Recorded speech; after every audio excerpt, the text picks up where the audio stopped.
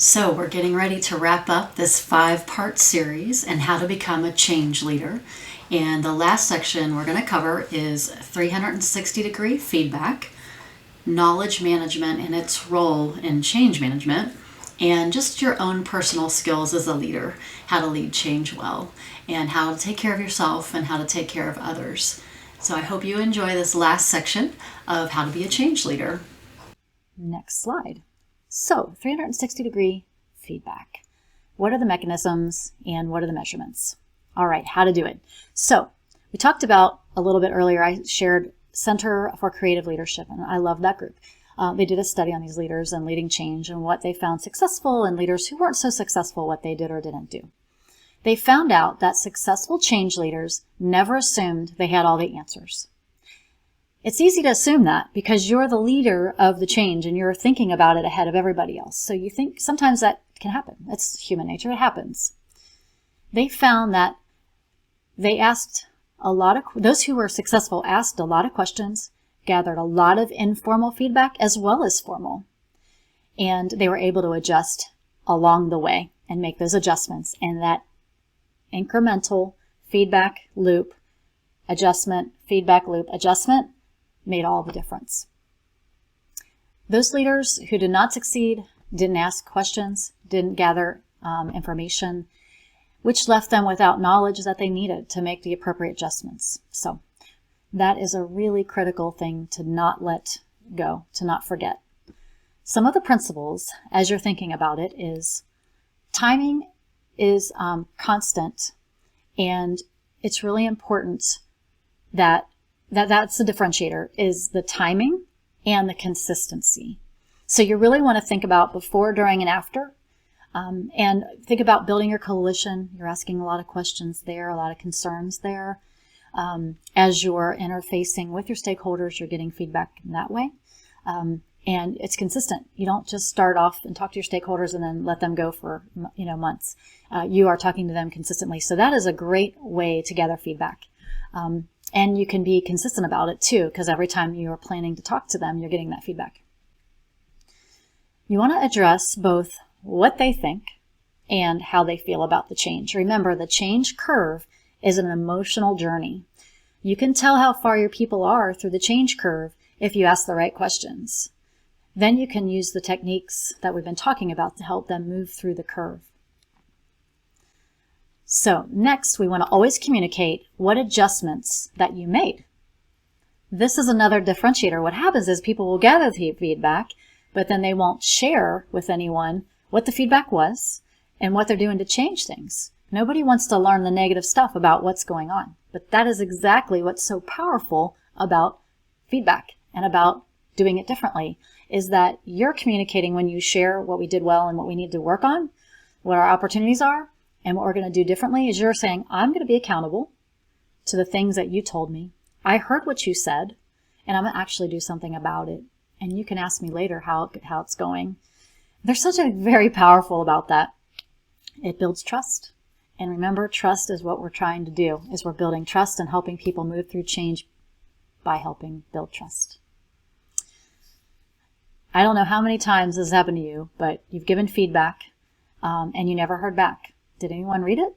Did anyone think anything about it? Did anyone do anything about it? So I remember working with a client on a large initiative, and they had just outsourced their IT department.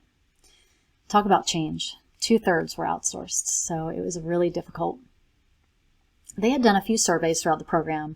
They made some minor adjustments along the way because you're always learning what you can do differently, but they never shared the feedback with folks to show what they were working on and how they intended to do it better.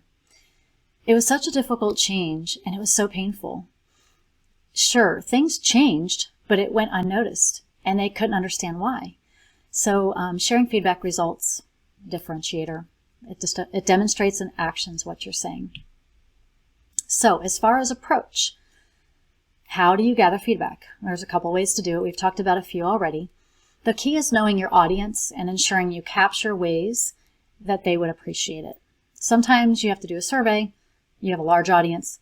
Sometimes you're talking to individual stakeholders that hold a lot of power and influence, and you're talking to them and getting feedback from them. simply asking and saying how you're going to gather feedback, people appreciate and articulating that. And then when you do it, make sure you're saying that you're doing it and what you're doing, and you appreciate the feedback. People will give you more. That is the gift. People assign motivation to actions. So the more you can do and say what you're doing and why you're doing it, the more they will appreciate it and give you the benefit of the doubt, I have always found. So that is 360-degree feedback, different ways to do it, and what will differentiate you as a change leader and how you can build trust. There's a lot to talk about with the role of knowledge management and training, but let me just say this. As part of change, there is a lot of learning that has to happen. Make it easy, be committed to it, make sure that as a change leader that your people are getting trained on what they need and they can find stuff. I have to believe that people want people to train, and but the challenge is that you get so busy and don't realize that all the changes that are happening, people need to be trained on. So there's a lot of good ideas here, and I want to just make sure that it doesn't go unsaid that training is so important. Finding content that you need is so important, and people appreciate when you invest in them. And typically translating investment in me is training me, making sure I can find what I need when I need it, also making sure content is findable, and I know how to do my job. If you can keep these things in mind, people come to organizations because of training. So when you're running change initiatives, you want to make sure absolutely that you don't forget this very important thing. Anything you can do to make it easier for them will build trust and show that you care about them and their development. All right, we get into interpersonal and intrapersonal skills. It's so important to take care of yourself. Self-care helps you get unstuck. Make sure you know what makes you feel better and gives you peace of mind, whether it's exercise, whether it's diet, whatever it is. Make sure you're doing that. We've all heard gratitude, especially during these difficult times of the global pandemic. What are you thankful for? It'll make you much more at peace. Focus on what's possible, your positive mind share, what you can control. Those are the things that you want to think about every day, not all the things that are out of control and what you can't control, but how can you wrestle things down and what can you focus on and how do you believe that it'll happen? Believe in yourself and all the reasons why. Tell yourself that every day. There's really something powerful to that, and I can't describe it, but I've seen it work and I've experienced it myself. Interpersonal skills you want to think about too. Empathy is coming up all the time, especially in today's situation with the global pandemic, and I refer to that because that's where we are right now in the middle of this. Empathy is crucial to establish relationships and behave compassionately. Just even knowing how people go through change will create empathy. Always assume positive intent. Goes without saying, right? If you assume positive intent, people around you will start to do that also. It's pretty contagious. And then what can you laugh about? I have found that a daily dose of laughter with the team makes all the difference and lightens the load. And some powerful words that you can ask is tell me more. People want to be heard. They want to be understood. Tell me more is a phrase I want to leave you with. It is so powerful and people will appreciate it, and it shows that you care. All right, so we started today with how important and inspiring it is to be a good change leader. Then we covered how the fabric of business is changing and where leading change plays a key ongoing role that is integrated into everything you do to get done work every day. We covered 7 aspects of leading change, how you lead it well, and how some of those differentiators will help you be the best change leader you can.